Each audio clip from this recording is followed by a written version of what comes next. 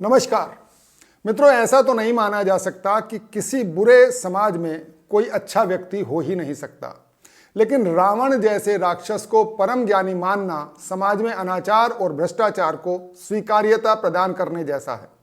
राम में कमियां निकालने और रावण को ज्ञानी कहने का आजकल क्रेज चल रहा है। कुछ भी उल्टी बात कहकर लोग स्वयं को समझदार साबित करने के फेर में लगे ही रहते हैं। ऐसा करते हुए उन्हें जरा भी एहसास इस बात का नहीं हो पाता कि वो उन शातिरों का मोहरा बन रहे हैं जिन्होंने जानबूझकर भारतीय संस्कृति को दूषित करने के लिए हमारे धार्मिक ग्रंथों में ऐसे अनेकों झूठे प्रसंग जोड़ दिए जिनमें हमारे ऋषियों को भ्रष्ट अथवा शाप देते रहने वाला परले दर्जे का क्रोधी, अहंकारी तथा रावण जैसे चरित्रहीन को परम ज्ञानी दिखाया और समझाया जा सके। मेरी समझ में रावण परम ज्ञानी नहीं बल्कि परम धूर्त था। ज्ञानी तो लंका में 3 ही थे, एक विभीषण, दूसरी उनकी पुत्री त्रिजटा और तीसरी मंदोदरी।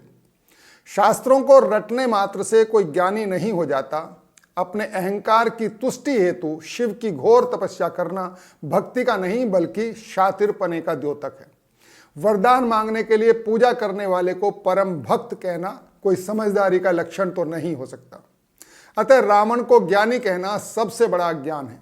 कौन ज्ञानी अपनी पुत्र वधू के साथ जबरदस्ती करता है?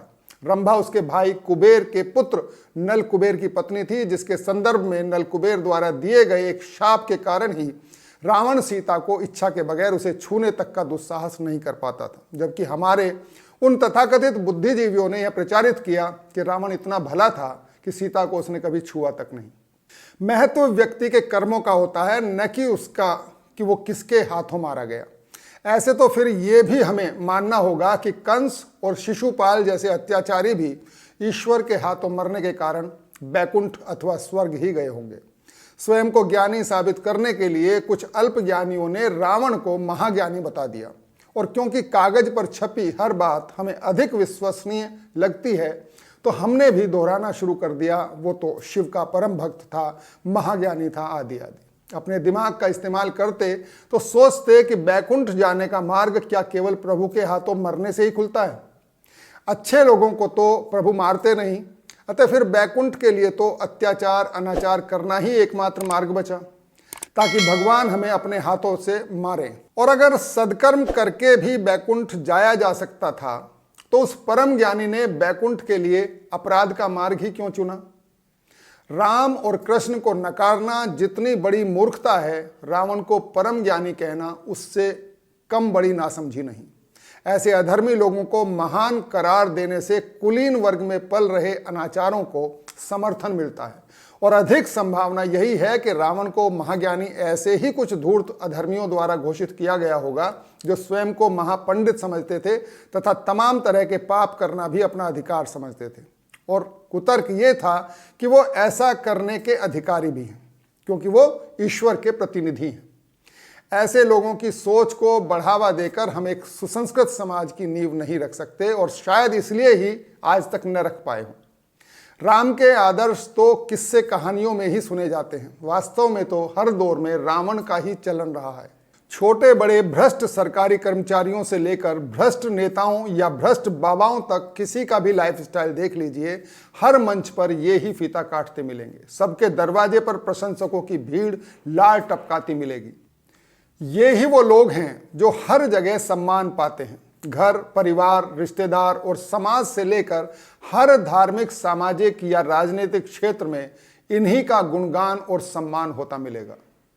यह तो सवाल ही खड़ा नहीं करता कोई कि अनीति से धन का अर्जन करने वाला सम्मान के बजाय अपमान का हकदार क्यों नहीं होना चाहिए। और इसका ही परिणाम है कि राम यानी ईमानदार और मर्यादित जीवन जीने वाला व्यक्ति पूरा जीवन अपनों के ताने और गैरों द्वारा दिया गया तिरस्कार ही पाता है। बस रावण को सिर्फ असली राम ही मार सकता है, नकली राम तो स्वयं ही रावण बनने के चक्कर में लगे हैं सब। तभी तो हर साल रावण को जलाने के बावजूद भी उसकी लंबाई साल दर साल बढ़ती ही चली जा रही है। दशहरे के अलावा रावण की निंदा पूरे साल कोई नहीं करता। हर रोज केवल राम को ही धिक्कारा जाता है। मौका बेमौका राम को ही कटघरे में खड़ा किया जाता है। उसने पत्नी को क्यों छोड़ा? शंभूक ने उसका क्या बिगाड़ा था? बाली को धोखे से क्यों मारा था। रावण को महाज्ञानी घोषित करने का ही ये परिणाम है कि लोग वाकई में कंफ्यूज हो गए। वो आश्वस्त नहीं हो पाते कि राम गलत नहीं थे। अंदर अंदर उनका भरोसा डगमगाया सा रहता है राम और रावण के विषय में। पूजा तो वो राम की ही करते हैं, लेकिन पसंद तो आज सबको रावण का ही ऐश्वर्य आता है। और यही कारण है कि रावण को जलाने के सिर्फ नाटक होते हैं साल दर साल।